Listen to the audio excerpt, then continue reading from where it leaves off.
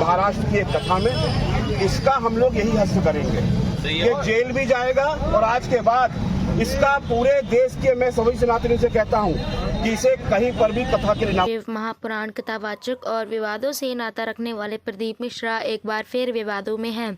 उनका एक वीडियो इस समय सोशल मीडिया पर वायरल हो रहा है। यह वीडियो महाराष्ट्र का बताया जा रहा है, जिसमें वह भगवान चित्रगुप्त पर अशोभनीय ने टिप्पणी करते हुए नजर आ रहे हैं। सूचना देगा, चल इतने में डरा करके देना, घबराए, फालतू की बात करना मत ही रे यमराज, तू मुझे पहचानता नहीं है। चाकरवाड़ी में 7 दिन शिव पुराण की कथा सुनी है, मेरा सबूत लेना हो तो संत ज्ञानेश्वर माउली जी से ले ले, तेरे साथ तो नहीं जाऊंगी। यमराज को घबरा कर भागा। यमराज ने कहा किसको भेजूं? फिर अगला संदेशा चित्रगुप्त को भेजा, जाओ। तो कहा इस मुछंदर के साथ नहीं जाऊंगी। चित्रगुप्त, फालतू की बात करना मत, सबका हिसाब रखना, मेरा हिसाब मत रखना। मैंने तो बीड़ में कथा सुनी, मैंने तो छत्रपति संभाजी। और अब उनकी गिरफ्तारी की मांग की जा रही है और बहिष्कार किए जाने की भी बात की जा रही है। आपको बता दें कि इससे पहले भी राधा रानी के ऊपर की गई उनकी टिप्पणी विवादों में रही और उन्होंने बरसाना आकर उनसे माफ़ी भी मांगी, लेकिन भगवान चित्रगुप्त पर अशोभनीय टिप्पणी कर वे एक बार फिर फंस गए, जिससे नाराज संत महंत आज मथुरा के वरिष्ठ पुलिस अधीक्षक कार्यालय पर पहुंचे और उन्होंने प्रदीप मिश्रा की तस्वीर को जूते चप्पलों की माला पहनवाई और जूते चप्पलों से उनकी तस्वीर की पिटाई भी की। संतों ने कहा कि प्रदीप मिश्रा ने भगवान चित्रगुप्त के लिए अपशब्दों का प्रयोग किया, जिस कारण उनके खिलाफ अब तक पूरे भारत में 35 से ज़्यादा मुकदमे दर्ज हो चुके हैं। यह कलयुग का रावण है, इसलिए इस जूते चप्पलों से पीटा जा रहा है। हम सभी को इसकी कथाओं का बहिष्कार करना होगा, यह कोई कथावाचक नहीं है। जी महाराज जी बताएं, क्या आज आपने जो है प्रदीप मिश्रा का यहाँ पर पुतला दहन किया है, क्या पूरा मामला है जिसकी वजह से यहाँ पे? प्रदीप मिश्रा एक व्यावसायिक कथावाचक है जो धन लेकर, बड़ा मोटा धन लेकर महादेव की महिमा का बखान करने का नौटंकी करता है। ये बहुत बड़ा पाखंडी है और इस पाखंड ने इसने इस तरीके की हरकत कर रखी, जहां भी कथा करने जाता है वहां किसी न किसी देवी देवता का उपास अवश्य उड़ाता है। पूर्व में भगवान श्री राम पर, उसके बाद लाडली जी पर, लाडली जी पे करने के बाद में इसका ये स्थिति हो गई कि इसने यहाँ सब संतों से माफी मांगी, फिर लाडली जी के दरबार में जाकर इसने नाक रगड़ कर माफी मांगी। लेकिन ये कहीं ना कहीं कुछ ऐसे लोगों के लिए कार्य कर रहा है जो सनातन के लिए घात करने का पहुंचाने कार्य करते हैं।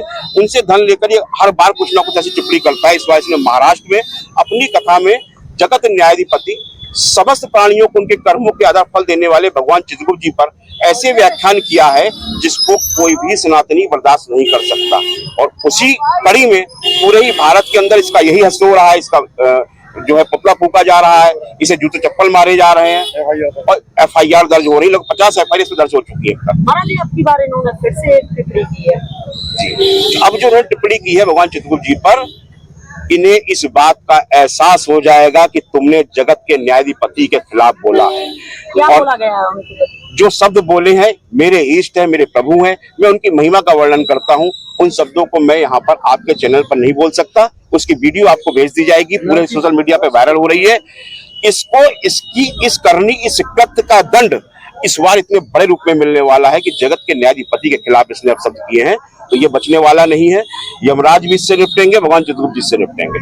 आजकल देखा जा रहा है शास्त्रों में जिनको शास्त्रों का ज्ञान नहीं है वो लोग भी इस तरीके से मतलब जो है भागवत पढ़ रहे हैं। देखिए, ये किसी चीज का ज्ञानी नहीं है, ये अज्ञानी पुरुष है। ये जिस बातों को कह रहा है वो कहीं किसी ना तो शास्त्र में है, ना किसी ग्रंथ में है, ना वेद में है, ना पुराण में है, ना उपनिषद में है। कहीं पर भी कहीं कोई भी इसके कहे हुए शब्द नहीं मिल सकते किसी भी देवी देवता पर ये बोलता हो। लेकिन आज जो इसने किया है, इसको पता चल जाएगा इस बार तुमने क्या गलती करी। हम छोड़ने वाले नहीं है, हर हालत में इसको जेल में डलवा कर रहेंगे, इसको सजा दिलवा कर रहेंगे और इसकी करनी की सजा इसको भुगतनी पड़ेगी। अगर आपकी कार्रवाई पूरी नहीं हुई तो अगला कदम क्या होगा? पूरे देश में आंदोलन है और हमें पूरा विश्वास है, ये तो उत्तर प्रदेश है, योगी की सरकार है। और यहाँ पर अगर कोई धर्म के खिलाफ बोलेगा, कोई अधर्मी अगर किसी देवी देवता के खिलाफ बोलेगा, तो यहाँ का शासन प्रशासन, उसका डंडा बहुत मजबूत है और इस बार उसे पता चल जाएगा कि उसने किसको कहां पर छेड़ दिया है। महाराज जी बताएं क्या नाम है आपका? मैं सुरेशानंद, महामंडलेश्वर चित्रकूट अखाड़ा। आपने अभी महाराज जी का बयान सुना। प्रदीप मिश्रा द्वारा वास्तविकता ये है कि आपने अगर उनकी कथा सुनी होगी तो वो तंत्र मंत्र की बात ज्यादा करते हैं, और तंत्र मंत्र की जो व्यक्ति बात करता है अगर उसमें कहीं भी त्रुटि हो जाए तो उसकी मानसिक रूप से वो विक्षिप्त हो जाता है। वही स्थिति प्रदीप मिश्रा की है कि तंत्र मंत्र में उनसे कहीं ना कहीं त्रुटि हुई है और उससे मानसिक रूप से विक्षिप्त हो गए, तभी समस्त सनातनी देवी देवताओं के लिए कभी कभी आप टिप्पणी कर देते हैं। पिछली बार जैसा अभी महाराज जी ने बताया कि राधा के लिए, राम के लिए बोला, यहाँ तक कि सनातनी महिलाओं के लिए जयपुर में उन्होंने इसी तरह की टिप्पणी की तो प्रशासन ने उनका कथा रुकवा दी। फिर बाद में कुछ लोगों ने परमिशन लेकर दोबारा 2 दिन बाद फिर कथा दोबारा उनकी प्रारंभ हुई। तो मानसिक रूप से प्रदीप मिश्रा विक्षिप्त हो चुके हैं। अब उनकी कथा में कोई सार नहीं है, वो इसी तरह की अनर्गल टिप्पणियां करते रहते हैं, इसलिए उनको सुनने वाले भी उसके लिए अपराधी माने जाएंगे।